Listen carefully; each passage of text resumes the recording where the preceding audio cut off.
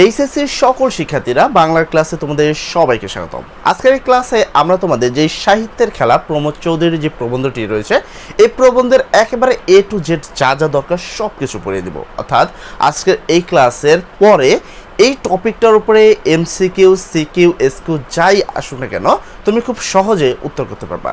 যদি তুমি আমাকে কথা দাও যে এই ক্লাসটা তুমি কমপ্লিট করবা, আমি তোমাকে কথা দিব যে সেটা যেই পরীক্ষাই হোক না কেন তুমি এই টপিকটা থেকে শিওর প্রশ্ন কমন পাবা। এখানে আমরা মেনলি টপ 40টা এমসিকিউ রাখছি। এই 40টা এমসিকিউ যদি যে কোনো শিক্ষার্থী করে, আমার মনে হয় না সেই শিক্ষার্থীর আর কোনো এমসিকিউ এই টপিকের উপরে তাদের পড়ার দরকার হবে। তো চলো শুরু করি আজকের এই ক্লাসটি। তো আজকের ক্লাসটা হলো তোমরা মূলত 26, 27, 28 তিন ব্যাচে দেখতে পারো। 26-এর পরীক্ষা চলছে, 27-এরও দেখতে পারো, কোনো সমস্যা নেই। টপিকটার নাম হলো সাহিত্যের খেলা। এইটা টোটালি নতুন একটি টপিক, 2023-এ এটা ছিল না, 25-এ মনে হয় আপডেট করা হয়েছে বা 24 আপডেট করা হয়েছে। সেইখান থেকে এই টপিকটা তোমাদের বইয়ে কিন্তু সংযুক্ত হয়েছে। এখান থেকে খুব বেশি প্রশ্ন যে আসছে বিগত সালে তা না, কারণ এটা 2 থেকে 3 বছরই ধরেই কিন্তু এই প্রশ্নটা আছে। এখন প্রশ্ন হলো এইখান থেকে এই বছরে প্রশ্ন আসবে কিনা? অবশ্যই আসবে, কারণ নতুন টপিক, ঠিক আছে। তো লিখেছেন প্রমোদ চৌধুরী। আমরা ওয়ান শটে চেষ্টা করব পুরো গল্পটা কভার করার, মূল ভাবটা কভার করার এবং টপ 40টা এমসিকিউ কভার করার। এই এমসিকিউগুলো পড়লে তোমার আর কিচ্ছু দরকার হবে না। তো চলো আমরা শুরু করি সর্বপ্রথম ফার্স্ট এমসিকিউ দিয়ে। আমরা যদি প্রথম এমসিকিউ দেখি, যেখানে বলা হয়েছে প্রমোদ চৌধুরীর জন্মস্থান কোনটি? প্রমোদ চৌধুরীর জন্মস্থান কোনটি? সেক্ষেত্রে উত্তর হবে হলো যশোর। প্রমোদ চৌধুরীর জন্মস্থান কোথায়? যশোর। আমরা যদি প্রমোদ চৌধুরী সম্পর্কে একটু জানতে চাই, অবশ্যই আমাদের গল্পের সাথে প্রত্যেকটা পয়েন্ট সুন্দর করে জানতে হবে এবং তার বিস্তারিত আর কী প্রশ্ন আসতে পারে এই টপিকটার উপরে সেগুলো বুঝতে হবে। কথা হলো এই ক্লাসটার পরে কোনোভাবেই আমি এক মার্কও ছাড়তে চাই না, এরকম একটা ক্লাস আমি তোমাদেরকে দিচ্ছি। তো এখন কথা হলো, দেখো প্রমোদ চৌধুরী কত সালে? 1868 খ্রিস্টাব্দে 7ই আগস্ট যশোর জেলায় জন্মগ্রহণ করেন। প্রশ্ন ছিল যে প্রমোদ চৌধুরীর জন্মস্থান কোথায়? উত্তর ছিল যশোর। এখন প্রশ্নটা এভাবেও আসতে পারতো যে প্রমোদ চৌধুরী কত তারিখে জন্মগ্রহণ করেন, অথবা প্রমোদ চৌধুরী কত সালে জন্মগ্রহণ করেন। সেক্ষেত্রে উত্তরটা কী হতো? যে প্রমোদ চৌধুরী 1868 খ্রিস্টাব্দের 7ই আগস্ট যশোর জেলায় জন্মগ্রহণ করেন এবং তার পিতৃক নিবাস কোথায়? তুমি যদি দেখো পাবনা জেলার হরিপুর গ্রামে তার পিতার বা পিতৃক নিবাস হলো কোথায়? তোমার পাবনা জেলার হরিপুর গ্রামে। তার পিতার নাম ছিল দুর্গাদাস চৌধুরী, ঠিক আছে। তো এখানে এইটাও প্রশ্ন আসতে পারে যে তার পিতার নাম কি, বা প্রমোদ চৌধুরীর পিতার নাম কি? সেক্ষেত্রে উত্তর হবে কি? দুর্গাদাস চৌধুরী, ঠিক আছে। তো এই প্রশ্নটা আমরা কিন্তু এইভাবে ঘুরিয়ে পেঁচেও প্রশ্নটাকে করা যেতে পারে। ওকে, 2 নম্বর প্রশ্নে যদি আমরা আসি, তো এখানে আমরা যদি দেখি 2 নম্বর প্রশ্নে কি বলা হয়েছে, বাংলা সাহিত্যের চলিত তোমার কি গদ্য রীতির প্রবর্তক কে? দেখো এখন হয়তো আমি তোমাকে এই টপিকটা পড়াচ্ছি, তাই খুব সহজেই যে কেউ উত্তর দিতে পারে যে এটা উত্তর হবে কি? প্রমোদ চৌধুরী। কেননা আমি বর্তমান সাহিত্যের খেলায় পড়াচ্ছি এবং এর লেখক হলো প্রমোদ চৌধুরী। এখন আমি যতগুলো টপিকই বলবো যে নিচের এই লেখকটিকে, উত্তর হবে প্রমোদ চৌধুরী। কেন? কারণ এইটাই আমি পড়াচ্ছি, আর বাইরে তো আর প্রশ্ন করবো না। এখন যখন তোমার পরীক্ষার কেন্দ্র হবে তখন কিন্তু এই একটা টপিক দিয়ে পরীক্ষা হবে না, অনেকগুলো টপিক দিয়ে পরীক্ষা হবে। তখন কি হবে? এই ধরনের প্রশ্নগুলোই সবচেয়ে বেশি কনফিউশন হয়। তো এখন প্রশ্ন হলো, এগুলো আমাদের ভালো করে মনে রাখতে হবে যে বাংলা সাহিত্যের চলিত গদ্য রীতির প্রবর্তক কে? আমরা যদি ভালো করে দেখি, এখানে বলা হয়েছে যে শিক্ষা জীবনে তিনি ছিলেন নিত্য ছাত্র, ঠিক আছে, কৃতির ছাত্র। 1890 খ্রিস্টাব্দে তিনি কলিকাতার বিশ্ববিদ্যালয় থেকে ইংরেজি সাহিত্যে প্রথম শ্রেণীতে MA ডিগ্রি লাভ করেন। তাহলে এখন প্রশ্ন আসতে পারে যে প্রমোদ চৌধুরী কোন বিষয়ের উপরে MA ডিগ্রি অর্জন করে? উত্তর হবে কি? ইংরেজি সাহিত্যের উপরে। আবার প্রশ্ন এভাবেও আসতে পারে যে প্রমোদ চৌধুরী কত সালে MA ডিগ্রি অর্জন করেন? সেক্ষেত্রে উত্তর হবে কি? উত্তর হবে 1890-এ সে MA ডিগ্রি কি করে? অর্জন করে, 1890। আবার কি প্রমোদ চৌধুরী কোন বিশ্ববিদ্যালয় থেকে বা কোথা থেকে MA ডিগ্রি অর্জন করে? উত্তর আসতে পারে কি? কলকাতা বিশ্ববিদ্যালয় থেকে, ঠিক আছে। তো প্রশ্নটাকে এরকম ঘুরিয়ে পেঁচে কিন্তু করতে পারে। বাংলা এরকমই যে যেখান থেকে প্রশ্ন করে ওই লাইনগুলো থেকেই প্রশ্ন করবে, বাট প্রশ্ন কি করবে? ঘুরিয়ে পেঁচে করবে। তাই আমাদের সব দিকে টার্গেট রাখতে হবে যে আমরা প্রশ্ন যেন উত্তর করতে পারি, ঠিক আছে। কর্মজীবনে তিনি ছিলেন তোমার কি? ইংরেজি সাহিত্যের অধ্যাপক। তাহলে কর্মজীবনে বা প্রমোদ চৌধুরীর কর্মজীবনে তিনি কি ছিলেন, বা তার কর্মজীবন কি দিয়ে শুরু হয়েছিল? সেক্ষেত্রে উত্তর হবে কি? ইংরেজি সাহিত্যের তিনি একজন অধ্যাপক ছিলেন। বাংলা সাহিত্যের প্রমোদ চৌধুরী ছিলেন চলিত গদ্যরীতির প্রবর্তক। দেখো এইখান থেকে কিন্তু প্রশ্নটা করা হয়েছে, এই প্রশ্নটা এখান থেকে করা হয়েছে, বাংলা সাহিত্যের চলিত গদ্যরীতির প্রবর্তক কে? উত্তর কি? প্রমোদ চৌধুরী। প্রশ্নটা কোথা থেকে করা হয়েছে? এখান থেকে। বাংলা সাহিত্যের প্রমোদ চৌধুরী ছিলেন চলিত গদ্যরীতির প্রবর্তক। ঠিক আছে, ওকে। দেন আমরা পরের প্রশ্নে আসবো। আর পরের প্রশ্ন হলো এটা, প্রমোদ চৌধুরী কোন ছদ্মনামে রচনা প্রকাশ করতেন? তো প্রমোদ চৌধুরী কি বীরবল ছদ্মনামে কি করতেন? রচনা প্রকাশ করতেন। আমরা যদি এই প্রশ্নটা দেখি যে কোথা থেকে আসছে, সেই সঙ্গে তোমার কি পরিশীলিত তোমার এখানে বাদবেগময় রমনা ছিলেন সিদ্ধহস্ত। আচ্ছা, এখান থেকে প্রশ্ন আসতে পারে যে প্রমোদ চৌধুরী আর সিদ্ধহস্ত ছিলেন কোন বিষয়ে? সেক্ষেত্রে রম্য রচনায়। কোনটা? রম্য রচনায়। তার বহু রচনা প্রকাশিত হয়েছে বীরবল ছদ্মনামে। এই যে এখান থেকে প্রশ্নটা করা হয়েছে যে তার ছদ্মনাম কি ছিল? তার ছদ্মনাম ছিল হলো বীরবল। ঠিক আছে, তো প্রশ্নটা কোথা থেকে করা হয়েছে? প্রমোদ চৌধুরী কোন ছদ্মনামে রচনা প্রকাশ করতেন? উত্তর হবে কি? এই যে প্রমোদ চৌধুরী বহু রচনা প্রকাশিত করেছেন বীরবল ছদ্মনামে। ঠিক আছে, বাংলা সাহিত্যের চলিত ভাষারীতির প্রথম মুখপাত্র ছিলেন সবুজপত্র। পত্রিকাটি ছিল তারই সম্পাদিত, অর্থাৎ সবুজপত্র যে পত্রিকাটি সেটি কিন্তু প্রমোদ চৌধুরী করেছেন। এবং আরেকটা প্রশ্ন এখান থেকে আসতে পারে, বাংলা সাহিত্যের চলিত ভাষারীতির প্রথম মুখপাত্র কোন পত্রিকাটি? সেক্ষেত্রে উত্তর হবে তোমার কি? সবুজ পত্রিকাটি। ঠিক আছে, ওকে। তারপরে প্রশ্ন, সবুজপত্র পত্রিকার প্রথম প্রকাশ হয় কবে?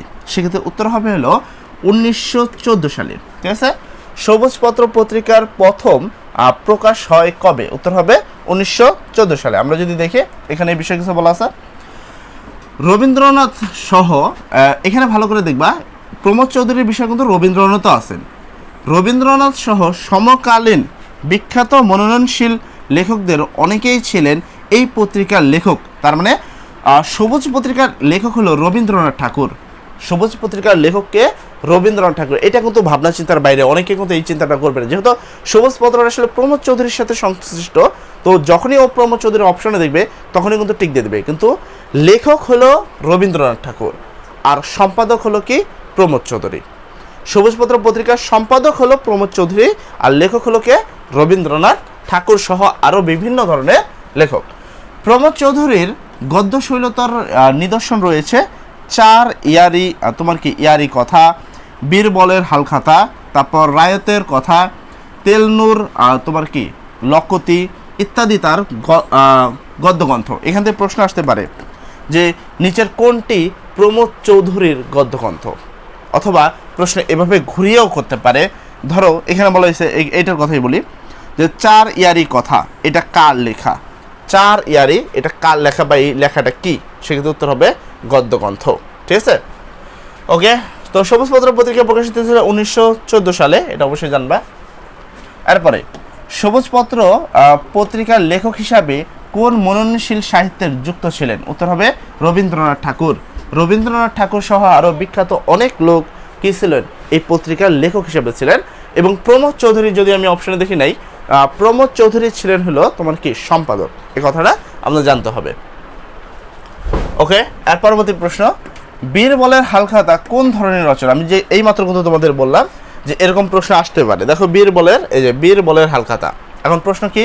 এটা কি? এটা একটা গদ্যগ্রন্থ। এটা কি? একটা গদ্যগ্রন্থ। তাহলে প্রশ্ন এইখান এটা থেকে আসছে। উল্টাও আসতে পারে যে রায়তের কথা বা তেল নুন লোকতি অথবা তোমার কি চার ইয়ারি কথা, এটা কোন ধরনের রচনা? সেক্ষেত্রে উত্তর হবে কি? এটা হলো গদ্যগ্রন্থ। তাহলে বীরবলের হালখাতা কোন ধরনের রচনা? এটা হলো গদ্যগ্রন্থ। গদ্যগ্রন্থ অপশনে নাই, তুমি যদি দেখো গদ্যগ্রন্থ অপশনে নাই, উত্তর হবে রম্য রচনা। রম্য রচনা। বীরবলের হালখাতা কোন ধরনের রচনা? উত্তর হবে রম্য রচনা। গদ্যগ্রন্থকে মানে গদ্যগ্রন্থ যেটা সেটাকে কিন্তু এটাকে বলা হয়। ঠিক আছে, গদ্যগ্রন্থ, গ্রন্থকেই কিন্তু রম্য রচনা বলা হচ্ছে এখানে। ওকে, এরপরে সলেন্টকার হিসেবে প্রমোদ চৌধুরী পরিচয় কোন গ্রন্থে পাওয়া যায়?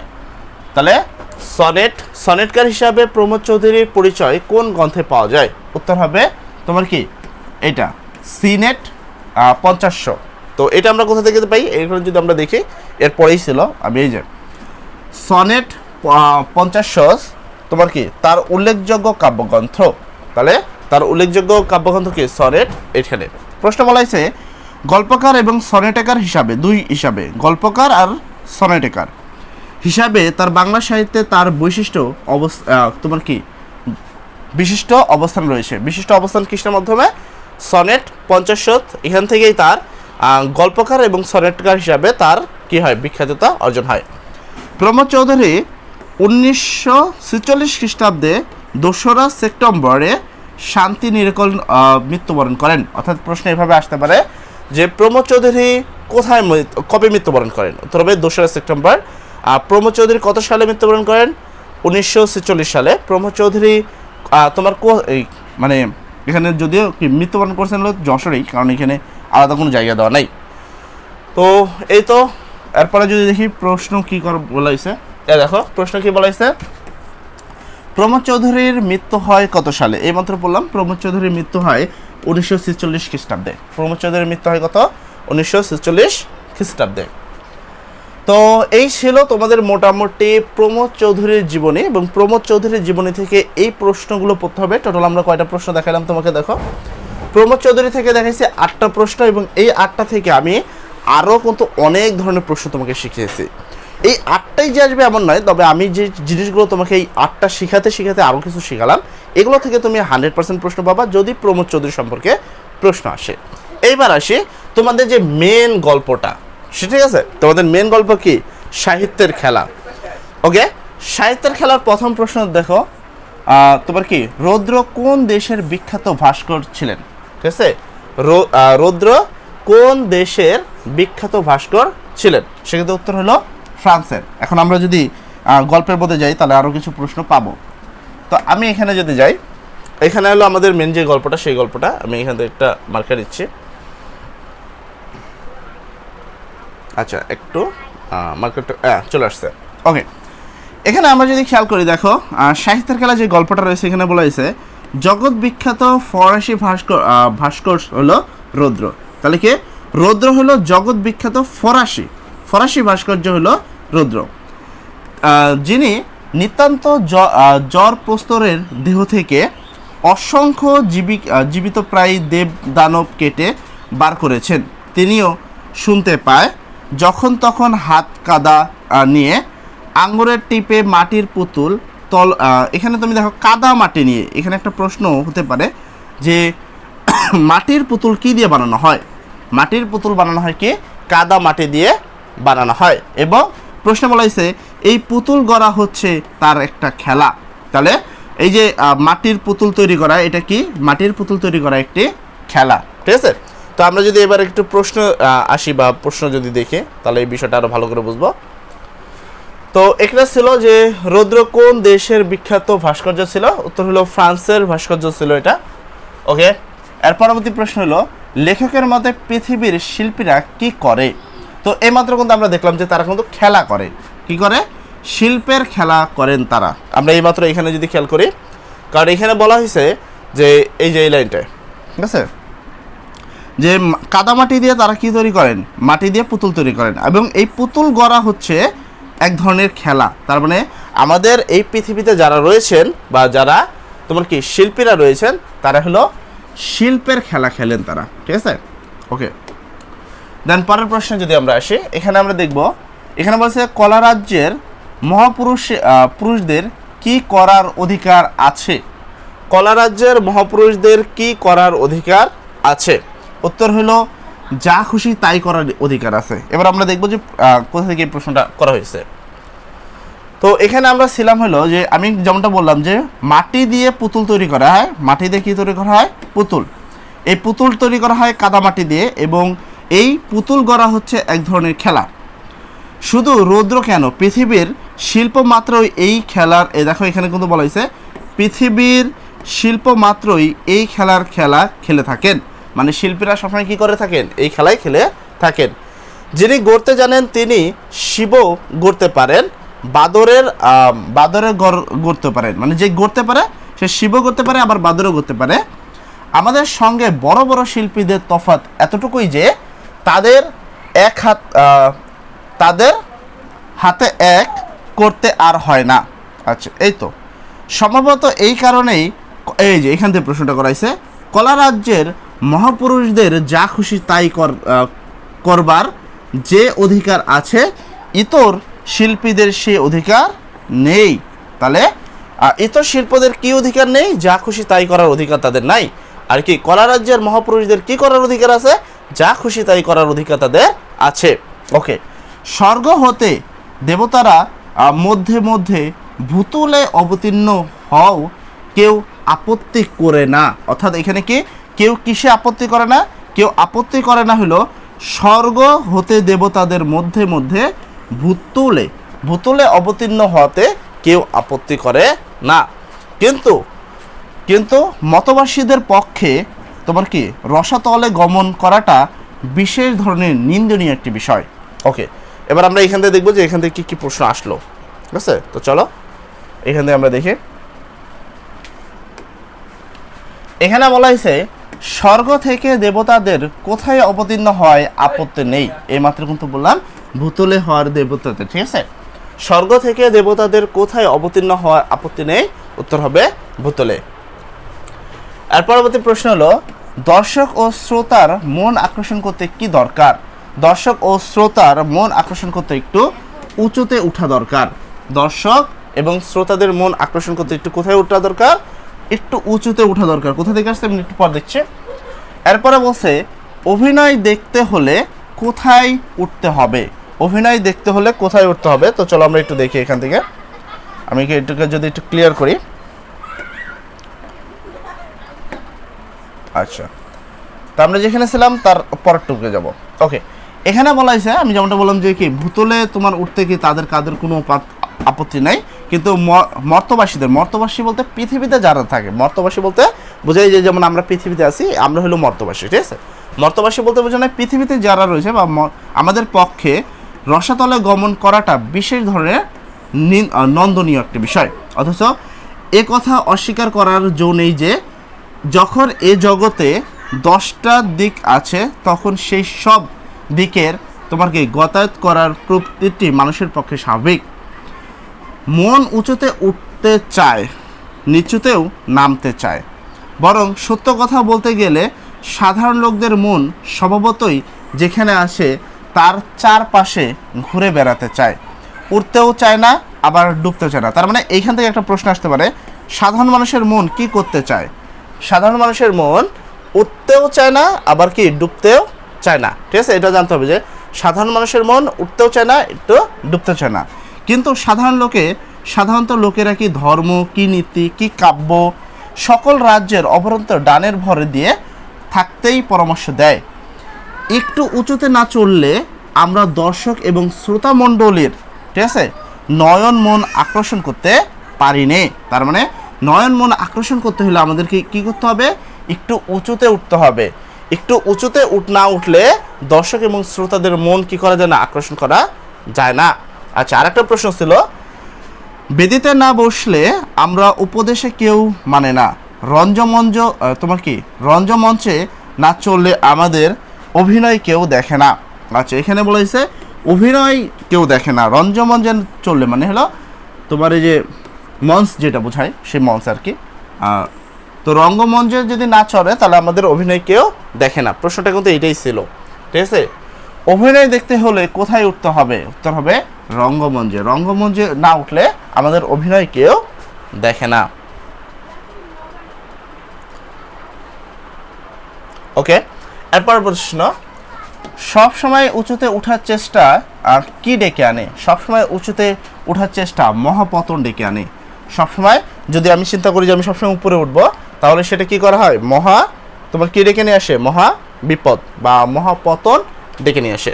আচ্ছা, আমরা যদি একটু নিচে আসি তাহলে আমরা বিষয়টা আরও ভালো ক্লিয়ারলি বুঝবো। আমি চেষ্টা করতেছি পুরো গল্পটা তোমাদের সাথে শেয়ার করার, এবং যেহেতু এই গল্পটা আমি যেমনটা বলছি যে এখানে 40টা এমসিকিউ রাখা হয়েছে পুরো গল্পটার উপরে, এই 40টা এমসিকিউ যে শিক্ষার্থী করতে পারবে তার প্রশ্ন এখান থেকে মিস হওয়ার কোনো চান্সই নেই।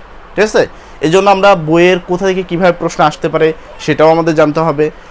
তো এই টপিকগুলো এবং প্রত্যেকটা টপিক আমাদের বুঝে বুঝে পড়লে মিস হওয়ার কোনো অপশন কখনোই থাকবে না।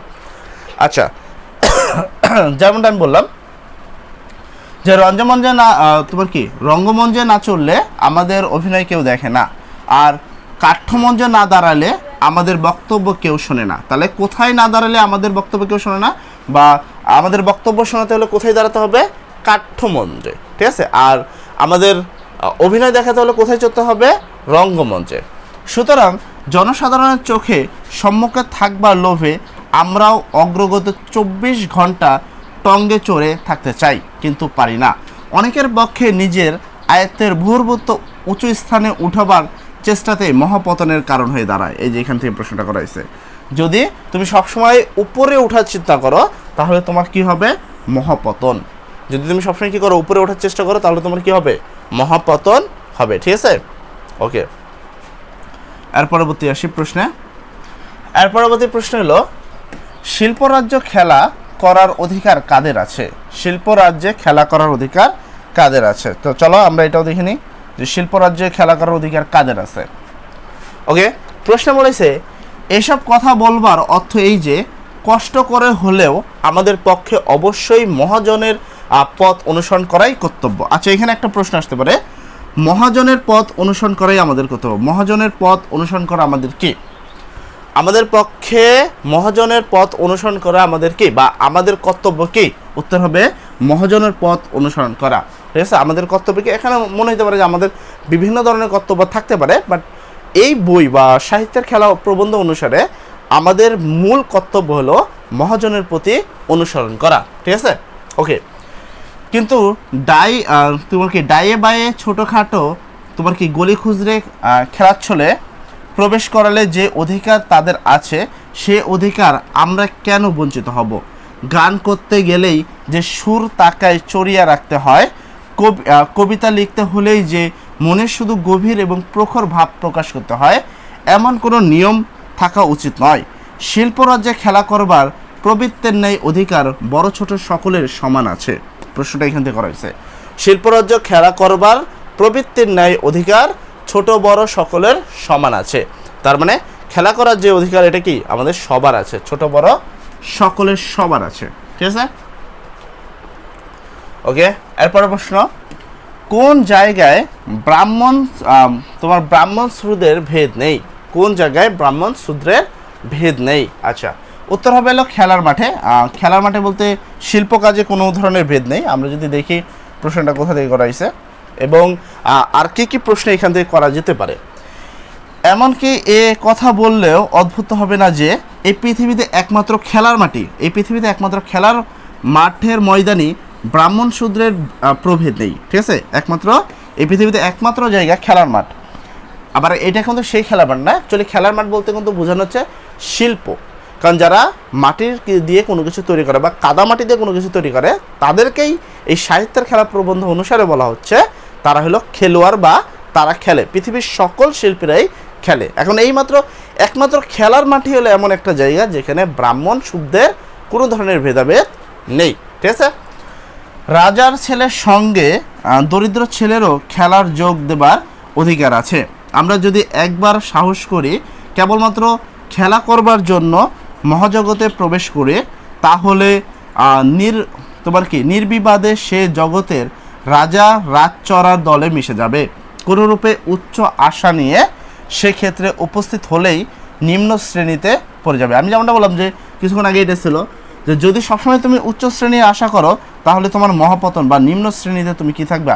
পড়ে যেতে হবে তোমাদের সবাইকে। ওকে, তো এই ছিল প্রথম টপিকের উপরে বা প্রথম প্যারার উপরে প্রশ্ন। আমরা যদি সেকেন্ড প্যারাতে যাই, আচ্ছা সেকেন্ড প্যারাতে যাই, আমরা দেখবো যে সেকেন্ড প্যারার উপরে কী প্রশ্ন করা হয়েছে। ওকে, এরপরে প্রশ্ন আসো। এরপরে প্রশ্ন হলো, উচ্চ আশা নিয়ে সাহিত্য জগতে এলে কি হয়? উচ্চ আশা নিয়ে সাহিত্য জগতে আসলে নিম্ন শ্রেণীতে পড়তে হয়। উচ্চ আশা নিয়ে, এইমাত্রই আমরা দেখলাম লাস্ট লাইনে, উচ্চ আশা নিয়ে সাহিত্য জগতে এলে নিম্ন শ্রেণীতে পড়তে হয়। এর পরবর্তী প্রশ্ন, লেখকরা কি না পেলে মনক্ষুণ্ণ হন? লেখকরা কি না পেলেন মনক্ষুণ্ণ হন? তো চলো আমরা প্রবন্ধে দেখে আসি যে লেখকরা কি না পেলে মনক্ষুণ্ণ হন। লেখকরা অবশ্য দশের কাছে হাততালির প্রত্যাশা রাখেন।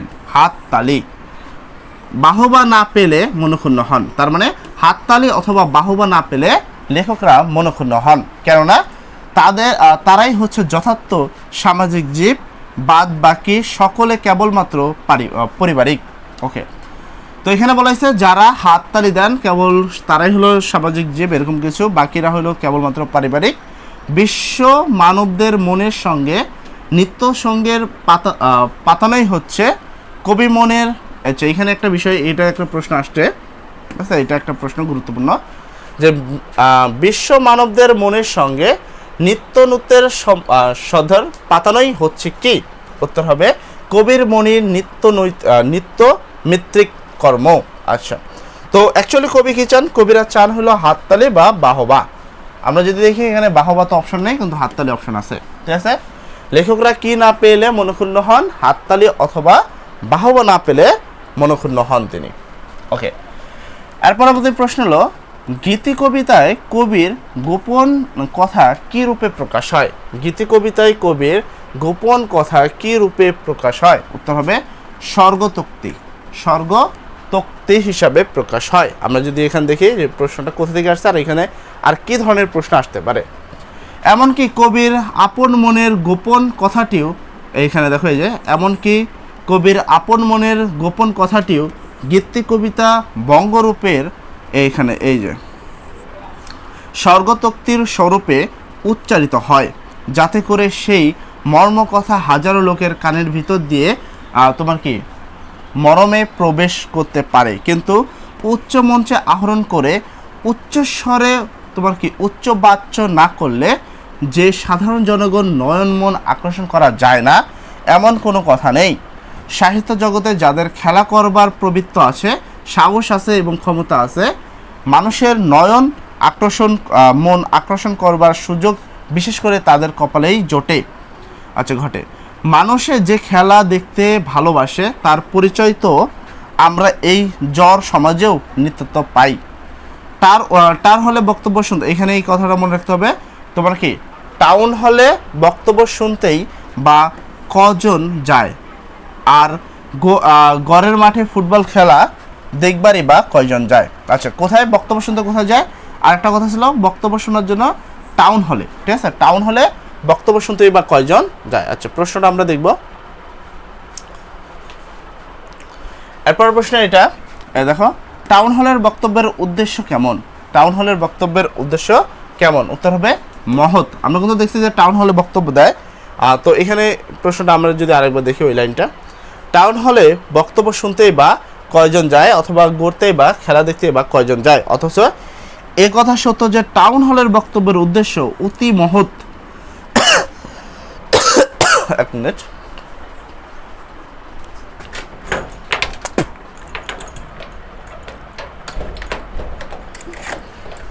তাহলে যেমনটা আমি তোমাদের বোঝাচ্ছিলাম যে টাউন হলের বক্তব্যের উদ্দেশ্য হলো অতি মহৎ ভারত উদ্ধার, আর গড়ের মাঠের খেলাধুলার ছোটাছুটি দৌড়াদৌড়ি আরাগোড়া অর্থশূন্য।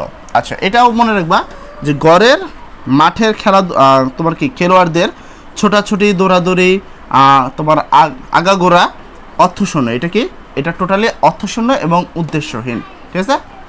আসল কথা যে মানুষের দেহমনের সকল প্রায় ক্রিয়ার মধ্যে ক্রিয়া শ্রেষ্ঠ, কেননা তা উদ্দেশ্যহীন। ওকে, তো চলো আমরা পরবর্তী প্রশ্ন দেখব। ওকে, এর পরবর্তী প্রশ্ন হলো যে খেলার উপরি পাওনার আশা থাকে তার নাম কি? যে খেলায় উপরি পাওয়ার আশা থাকে তার নাম কি? তো চলো আমরা দেখি যে খেলায় উপরি পাওয়ার একটা আশা থাকে তার নাম কি থাকে। মানুষ যখন খেলা করে তখন সে এক আনন্দ ব্যতীত অন্য কোনো ফলের আকাঙ্ক্ষা রাখে না। যে খেলার ভিতরে আনন্দ নেই কিন্তু উপরি পাওয়ার আশা আছে তার নাম খেলা নয়, তার নাম জুয়া খেলা, ঠিক আছে। যে খেলায় ভিতরে উপরি পাওয়া বা আনন্দ নেই কিন্তু উপরি পাওয়ার একটা আশা আছে তার নাম খেলা নয়, তার নাম হলো কি? তার নাম হলো জুয়া খেলা, ঠিক আছে। তার মানে উত্তর হবে কি? উত্তর হবে হলো জুয়া খেলা, ঠিক আছে। যে খেলায় উপরি পাওয়ার আশা থাকে তার নাম হলো জুয়া খেলা। এর পরবর্তী প্রশ্ন, ভগবান কেন বিশ্ব সৃষ্টি করেছেন? ভগবান কেন বিশ্ব সৃষ্টি করেছেন? আমরা যদি একটু নিচের দিকে আসি তাহলে বিষয়টা হয়তো আর দেখতে পারবো। ভগবান কেন বিশ্ব সৃষ্টি করেছেন? আচ্ছা, যে খেলায় কি উপরি থাকে সেই খেলা কিন্তু আমরা দেখলাম যে খেলা উপরি থাকে সেটা হলো জুয়া খেলা। এ ব্যাপারে সাহিত্য চলে না, কেননা ধর্মত্ব জুয়া খেলা লক্ষ্মী পুজোর অঙ্গ। আচ্ছা, ধর্মত্ব জুয়া খেলা কি লক্ষ্মী পূজার অঙ্গ, সরবর্তী পূজার নয়। আচ্ছা, যেহেতু খেলা আনন্দ নির্বাক বা অর্থগত নয়, সেই কারণে তা কারো নিজস্ব হতে পারে না, এ আনন্দের সকলের অধিকার সমান। ওকে, আমরা এখানে ওই লাইনের উত্তরটা পাই নাই, আমরা যদি একটু নিচে যাই হয়তো বা তার উত্তরটা পাবো। আচ্ছা, আমরা যদি দেখি, সুতরাং সাহিত্য খেলা করবার অধিকার যে আমাদের আছে, সুতরাং শুধু তাই নয়, স্বার্থ এবং পরার্থ এই দুইয়ের যথার্থ সাধনের জন্য মনোজগতে খেলা করার ইচ্ছা আমাদের পক্ষে সর্বপ্রধান কর্তব্য। যে লেখক সাহিত্য ক্ষেত্রে ফলের চাষ করতে ব্রত হন, তিনি কোনোরূপে কার্য উদ্ধারের অতিপ্রায় লিখনই ধারণ করেন। তিনি গভীর মত্ত বোঝে না, গীতির ধর্মেও বোঝে না, কেননা খেলা হচ্ছে জীব জগতে একমাত্র নিষ্কর্ম কর্ম। ঠিক আছে, তাহলে খেলা হচ্ছে কি জীব জগতে একমাত্র নিষ্কার কর্ম। অতএব তোমার মোক্ষ লাভের একমাত্র উপায় এইটা। ওকে, স্বয়ং ভগবান বলেছেন, যদিচ তা কোনোই অভাব নেই, তবুও তিনি এই বিশ্ব সৃষ্টি করেছেন। আচ্ছা, এখানে ভালো করে দেখবে, এখানে উত্তর আছে। তবুও যদিও তার কোনো অভাব নেই, তবুও তিনি এই বিশ্ব সৃষ্টি করেছেন, অর্থাৎ সৃষ্টি তার লীলা মাত্র। তার মানে আর এই যে বিশ্বটা সৃষ্টি করা হয়েছে, এইটা শুধুমাত্র একটা লীলা। যদিও তার কোনো ধরনের অভাব নেই, তারপরেও আমাদের এই বিশ্ব, এই পৃথিবী সৃষ্টি করেছেন, এটা শুধুমাত্র কি আমাদের যে রয়েছে এইখানে, এই কথা অনুসারে আসলে কার কথা বলছে? ভগবান। আচ্ছা, এই কথা অনুসারে ভগবানের কথা বলা হচ্ছে। যদিও ভগবানের কোনো অভাব নেই, তারপরেও ভগবান এই জীবজগৎ বা এই যে তোমার বিশ্ব, এটা সৃষ্টি করেছেন। কেন করেছেন? এটা ভগবানের শুধুমাত্র একটা লীলা খেলা। ওকে, তো সেই অনুসারে উত্তরটা হবে কি? লীলা খেলা। ওকে, আমরা যদি দেখি তার লীলার জন্য, উত্তর হবে কি? লীলার জন্য। ভগবান কেন বিশ্ব সৃষ্টি করেছেন? উত্তর হবে তার লীলার জন্য। এরপরে সাহিত্য সৃষ্টি কিসের লীলা? সাহিত্য সৃষ্টি কিসের লীলা? আমরা যদি এখানে মনে হয় এটা দেখেছি আমি কিছুক্ষণ আগেই, সাহিত্য সৃষ্টি কিসের লীলা, এটা মনে উপরেই ছিল কোনো এক জায়গায়। সাহিত্য সৃষ্টি কোথায় জানে? কিছুক্ষণ আগে আমি এখানে পড়লাম যে সাহিত্য সৃষ্টি চাষ ফলের বৃত্তি গ্রহণ করে। আচ্ছা, গীতের ধর্ম বোঝে না। আচ্ছা, দেখি, কবির এই বিশ্বমানের অনুরূপ সেই সৃজের মূল্য কোনো অভাব নেই, দূর করতে অভিপ্রেত প্রিয়।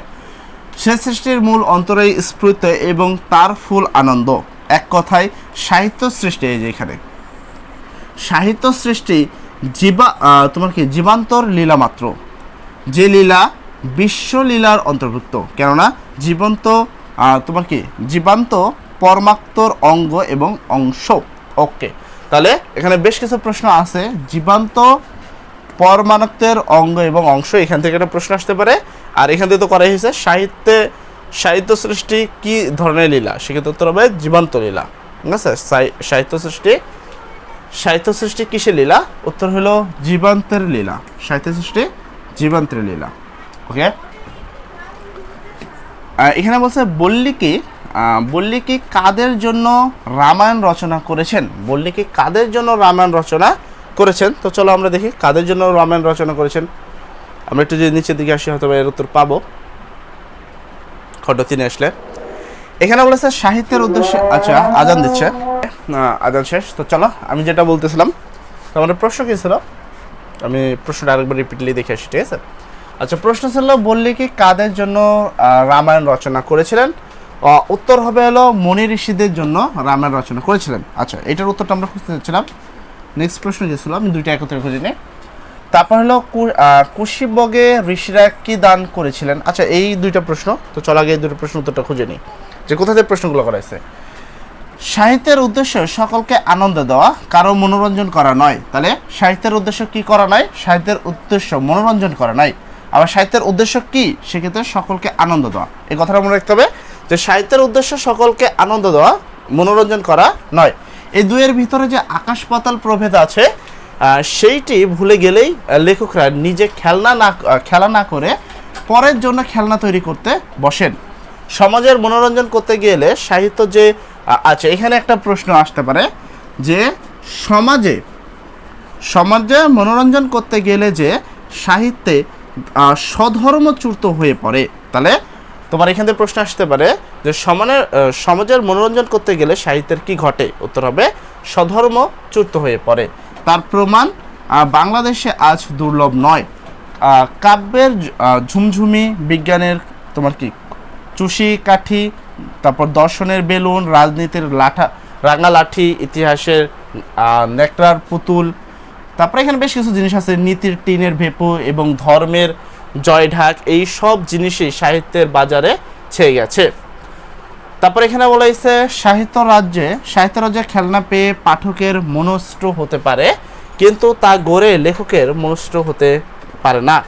কারণ পাঠক, এখানে কারণটা দেখো, পাঠক সমাজে যে খেলনা আজ আদর করে, কাল সেটিকে ভেঙে ফেলে, সে প্রাচুর্য হোক আর তোমার কি, আচ্ছা এটার প্রশ্ন এখান থেকে আসবে না, এই যে এখানে কাশ্মীর বা জার্মানি হোক, 2 দিন ধরে তা কারো মনোরঞ্জন করতে পারে না। আমি জানি যে পাঠক সমাজকে আনন্দ দিতে গেলে তার প্রায়শ বেদনাদায়ক হয়ে থাকে। আচ্ছা, পাঠক সমাজকে আনন্দ দিতে গেলে লেখকদের কি হয়, সেটা হলো বেদনা বোধ হয়, ঠিক আছে? কিন্তু এতে ভয় পাবার কিছুই নেই, কেননা কাব্যজগতে যার নাম আনন্দ তারই নাম বেদনা।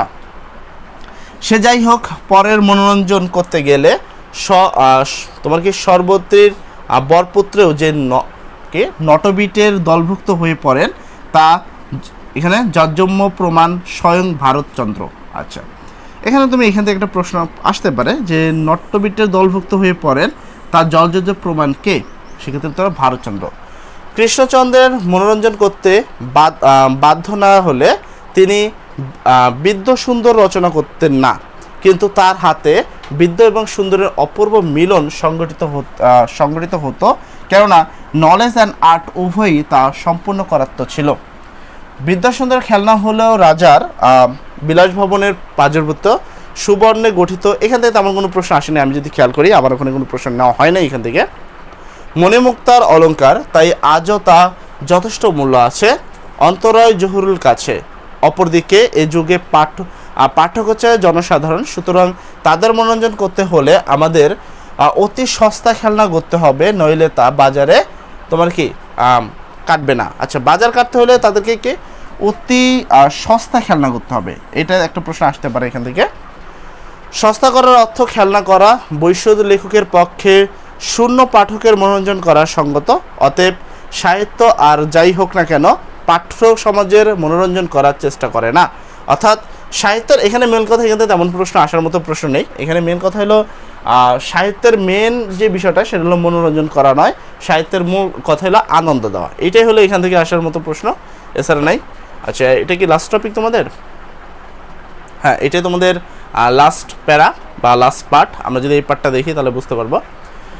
তবে কি সাহিত্যের উদ্দেশ্য লোককে শিক্ষা দেওয়া? অবশ্যই নয়, কেননা কবির মতিগতি শিক্ষকের মতিগতির সম্পূর্ণ বিপরীত। স্কুল না বন্ধ হলে যে খেলনার সময় আসে না, এ তো সকলেই জানা কথা, কিন্তু সাহিত্য রচনা যে আত্মীয় লীলা, এ কথা শিক্ষকেরা স্বীকার করতে প্রস্তুত নন। আচ্ছা, এখানে বেশ কিছু প্রশ্ন এখান থেকে আসতে পারে, ঠিক আছে? যে শিক্ষক আর সাহিত্য এক জিনিস নয়, শিক্ষা এবং সাহিত্যের ধর্ম কর্ম এক নয়, এই সত্যটি একটু স্পষ্ট করে দেখিয়ে দেওয়া আবশ্যক। প্রথমত, শিক্ষা হচ্ছে যে বস্তু যা লোকে নিতান্ত অনিচ্ছা সত্ত্বেও গলাধ্যকরণ করতে বাধ্য হয়, ঠিক আছে? অপরপক্ষে কাব্যরস লোকে শুধু স্বেচ্ছায় নয় আনন্দে পান করেন, কেননা শাস্ত্রমন্ত্রে যে রস রয়েছে। দ্বিতীয় পক্ষে শিক্ষার উদ্দেশ্য হচ্ছে মানুষের মনকে বিশ্বের খবর জানানো। আচ্ছা, শিক্ষার উদ্দেশ্য হচ্ছে মানুষের মনকে বিশ্বের খবর জানানো, সাহিত্যের উদ্দেশ্য হচ্ছে মানুষের মনকে জাগানো। কাব্য যে সংবাদপত্র নয়, তা এ কথা সকলেই জানেন। তৃতীয়দের আচ্ছা, এখান থেকে প্রশ্নটা কোথা থেকে করা হয়েছে? এই প্রশ্নটার উত্তরটা আমি অনেকটা খুঁজে পেলাম না, যে তোমার কুশিলবে ঋষিরা কি দান করেছিলেন? উত্তর হবে যথাসত্য এবং কুপনি দান করেছিলেন। হয়তো বা পরে আমি পাবো, তো চলো আমি আগে প্রশ্নগুলো শেষ করি। সাহিত্য কখনো কি গ্রহণ করেনি? সাহিত্য কখনো স্কুল মাস্টারই গ্রহণ করেনি বা স্কুল মাস্টারের ভর নেয়নি।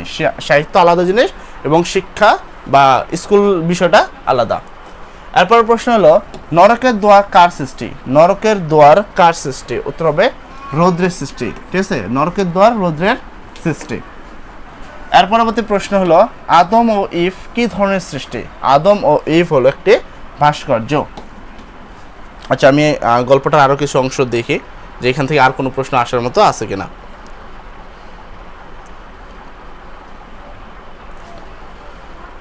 আচ্ছা, আমরা এখান থেকে শেষ করলাম। এদের তৃতীয় অপরের মনের ভাব পূর্ণ করার উদ্দেশ্যে শিক্ষায় অহস্ত শিক্ষা জন্মগ্রহণ করেছেন, কিন্তু কবির নিজের মনের পূর্ণতাই হলো সাহিত্যের উৎপত্তি। আচ্ছা, এখান থেকে একটা প্রশ্ন আসতে পারে যে সাহিত্যের উৎপত্তি কোথা থেকে হয়? সেটা কবির মনের থেকে হয়।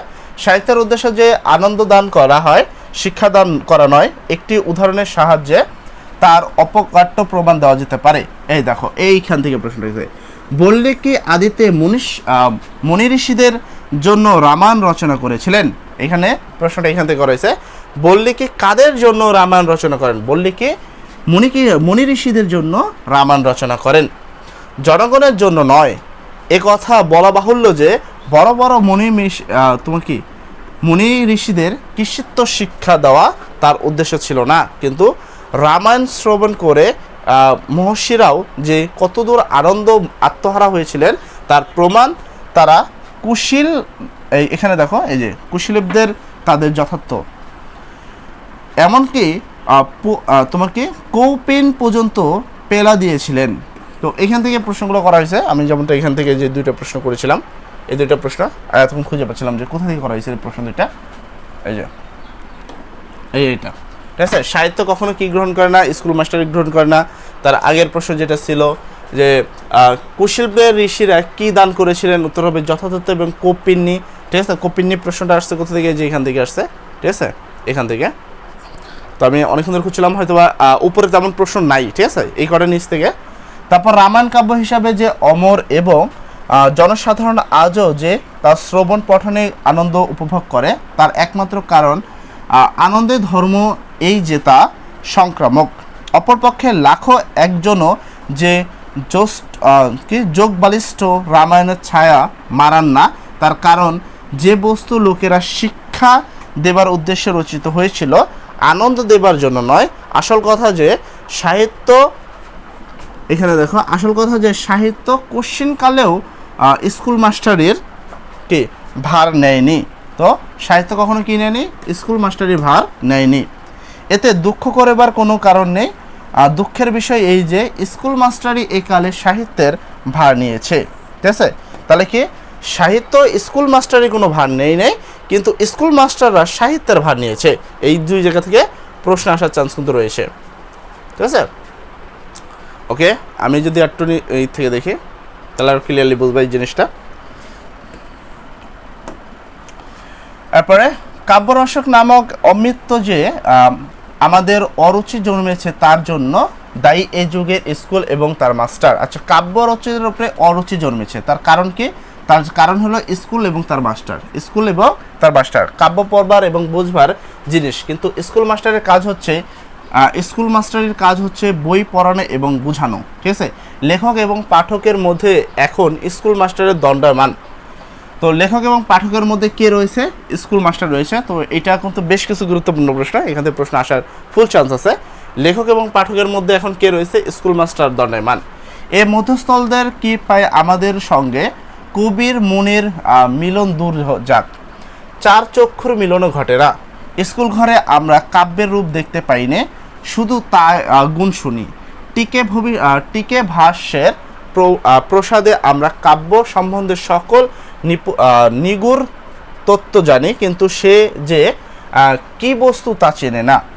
আমাদের শিক্ষকদের প্রসাদে আমাদের এই জ্ঞান লাভ হয়েছে যে পাথরে কয়লা, আচ্ছা এখানে একটা কথা রয়েছে, পাথরে কয়লায় হীরার সবর্ণ না হলেও স্বগোত্র। এই কথাটা মনে রাখবা, এটা ইম্পর্টেন্ট। অপরপক্ষে হীরক ও কাজ যমজ হলেও কি মহোদয় নয়। আচ্ছা, এর একে জন্মে পৃথিবীর গর্তে, অপরটিকে মানুষের হাতে, কিন্তু এবং এ উভয়েরই একদা কুমড়ার সম্বন্ধে ব্যতীত অপর কোনো সম্বন্ধ নেই। অথচ এত জ্ঞান সত্ত্বেও আমরা সাহিত্য কাজকে হীরা এবং হীরাকে কাজ বলে নিত্য ভুল করি এবং হীরা এবং কয়লাকে এক শ্রেণীভুক্ত করতে তিলমাত্র দ্বিধা করি নেই, কেননা উভয় তোমার উরূপ করা যে সঙ্গত এবং বৈজ্ঞানিক প্রমাণ আমাদের মুখস্থ আছে। আচ্ছা, সাহিত্য শিক্ষার ভার নেয় না, সাহিত্য শিক্ষার ভার নেয় না, এটা ইম্পর্টেন্ট একটা লাইন। কেননা মনোজগতের শিক্ষার কাজ হচ্ছে কবির কাজের ঠিক উল্টোটে, কারণ কবির কাজ হচ্ছে কাব্য সৃষ্টি করা, আর শিক্ষকের কাজ হচ্ছে প্রথমে তার বধ করা, তারপরে তার আচ্ছা শিক্ষকের কাজ দেখো, শিক্ষকের কাজ হচ্ছে এই লাইনটা একটু ইম্পর্টেন্ট, ঠিক আছে, এবং এ উপায়ে তা তোমার কি তত্ত্ব আবিষ্কার করা এবং প্রচার করা। এই সব কারণে নির্ভয়ে বলা যেতে পারে যে কারো মনোরঞ্জন করাও সাহিত্যের কাজ নয়। তাহলে কারো মনোরঞ্জন করা কি নয়? সাহিত্যের কাজ নয়। কাউকে শিক্ষা দেওয়াও সাহিত্যের কাজ নয়। তাহলে এই দুইটা কাজই সাহিত্য নয়। সাহিত্য ছেলের হাতের খেলনা নয়। আচ্ছা, তারপর গুরুর হাতের বেত নেই। তো সাহিত্য কি কি নয়? সাহিত্য ছেলের হাতের খেলনা নয়, গুরুর হাতের বেত নয়। বিচারের সাহায্যে এই মাত্রই প্রমাণ করা যায় যে তবে বস্তু যে কি তার জ্ঞান অনুভূতি সাক্ষেপে সর্বতক্ষে। আচ্ছা, এখান থেকে আর তেমন কোনো প্রশ্ন নাই হয়তোবা। ওকে, এই তো এতটুকু তোমাদের সাহিত্য চর্চার বিষয়। আমি যদি দেখি এখানে বলেছে প্রমোদ চৌধুরী এক সার্বলীল এবং সুস্পষ্ট নাম হলো দারুণ। তো বেশ কিছু রিকমেন্ড আছে, আমি যদি এবার বাকি প্রশ্নগুলো আমরা কভার করি, ঠিক আছে। ওকে, কী কী প্রশ্ন এখন আছে? 40টা প্রশ্ন ছিল, তো 27টা প্রশ্ন শেষ হয়েছে, এর মধ্যে গল্প শেষ। ওকে, শিব কিসের দেবতা? শিব কিসের দেবতা? উত্তর হবে মঙ্গলের দেবতা। শিব হলো মঙ্গলের দেবতা। এরপরে কলা রাজ্য বলতে কি বোঝায়? কলা রাজ্য বলতে বোঝানো হয় শিল্প করার পরিমণ্ডিত। এটা হলো তোমার যে অর্থ বা শব্দার্থ থেকে প্রশ্নগুলো করা, শব্দার্থগুলো তোমাদের পড়তে হবে। তারপর মদবাসী বলতে কাদের বোঝানো হয়েছে? মদবাসী বলতে বা মর্তবাসী বলতে পৃথিবীর মানুষকে বোঝানো হয়েছে। মর্তবাসী বলতে পৃথিবীর মানুষকে বোঝানো হয়েছে। তারপর গতায়ত শব্দের অর্থ কি? গতায়ত শব্দের অর্থ হলো যাতায়াত করা। এরপর প্রশ্ন, নিষ্কর্ম তোমার কি? নিষ্কাম কর্ম কি? নিষ্কাম কর্ম হলো ফলের আশা ছাড়া কাজ করা। তারপর স্বধর্মচ্যুত বলতে কি বোঝানো হয়? স্বধর্মচ্যুত বলতে নিজের বৈশিষ্ট্য থেকে বিচ্যুত হওয়া। প্রমোদ চৌধুরীর সাহিত্য খেলা প্রবন্ধটি প্রথম কোথায় প্রকাশিত হয়? প্রমোদ চৌধুরীর সাহিত্য খেলাটি হলো সর্বপ্রথম সবুজপত্র পত্রিকায় প্রকাশিত হয়। সাহিত্যের খেলা প্রবন্ধটি পরে কোন গ্রন্থে সংকলিত হয়েছে? তো উত্তর হবে হলো প্রবন্ধ সংগ্রহণ। সমাজের মনোরঞ্জন করতে গেলে সাহিত্য কি হয়ে পড়ে? সমাজের মনোরঞ্জন করতে গেলে সাহিত্য স্বধর্মচ্যুত হয়ে পড়ে। মানুষ সাহিত্যের রসাদনে কিভাবে করে? তো সেক্ষেত্রে উত্তর হবে স্বেচ্ছায় এবং আনন্দে, ঠিক আছে। আর একটা বিষয় তোমাদের সাথে সবার সাথে শেয়ার করি, তোমরা যেহেতু সাহিত্যের খেলা দেখছো, এছাড়াও কিন্তু আমাদের বাংলা এবং ইংলিশ, আইসিটি প্রত্যেকটা টপিকের উপরে কিন্তু ক্লাসগুলো দেওয়া আছে, পাশাপাশি ফ্রি কোর্সেস দেওয়া আছে। তোমরা চাইলে কিন্তু আমাদের থেকে ফ্রি কোর্সেস নিতে পারো। আমি যদি তোমাদেরকে দেখাই, আমাদের এইটা হলো মেন, যদি তুমি যাও এখানে দেখবা pathshalapro.com বা এই ভিডিও ডেসক্রিপশনে দেওয়া লিঙ্কের মাধ্যমে তুমি কিন্তু এখানে আসতে পারো। এবং আসলে এটা আমাদের মেন কোর্স, এবং এখানে তুমি যদি দেখো যেমন এটা এসএসসির জন্য আছে, আমরা নিচে গেলে এসএসসি পাবো। আমি যদি এখানে ক্যাটাগরি দেখি, এখানে ক্যাটাগরিতে এইচএসসি চাপ দিলে তোমাদের জন্য যে কোর্সগুলো আছে সেখানে কিন্তু এখানে চলে আসবে। দেখো, এইচএসসির জন্য ইংরেজি কোর্স আছে, English first paper and second paper দুইটা মিলে 1200 টাকা রয়েছে। আইসিটি কোর্স আছে, ইবিআই কম্বো কোর্স আছে, এছাড়াও বাকি আরও অনেক কোর্স আছে। তোমরা চাইলে এই কোর্সগুলো আমাদের থেকে কিন্তু ইজিলি নিতে পারো, এবং এই কোর্সগুলো করলে আশা করা যায় যে তোমার আর কোনো ধরনের প্রবলেম থাকবে না, ঠিক আছে। পাশাপাশি কথা হলো, এই ভিডিওতে যেগুলো দেখালাম এই সেম একটা প্লেলিস্টের লিঙ্ক এই ভিডিও ডিসক্রিপশনে দেওয়া আছে, সেখানে বাংলার A to Z সব কিছু কমপ্লিট করে দেওয়া আছে। তোমরা চাইলে সেই প্লেলিস্ট থেকে বাংলার বাকি ক্লাসগুলো ইজিলি করতে পারবা, ঠিক আছে। সর্বের কথা, যদি এখান থেকে জয়েন করতে পারো জয়েন করবা, যদি না পারো তাহলে আমাদের দেওয়া নাম্বারে বা এই ভিডিও ডিসক্রিপশনে দেওয়া নাম্বারে আমাদের সাথে কন্ট্যাক্ট করে কোর্সের বিস্তারিত সব কিছু বুঝে শুনে আমাদের সাথে যুক্ত হতে পারো। সবাই ভালো থাকো, সব জন্য দোয়া করি। আসসালামু আলাইকুম।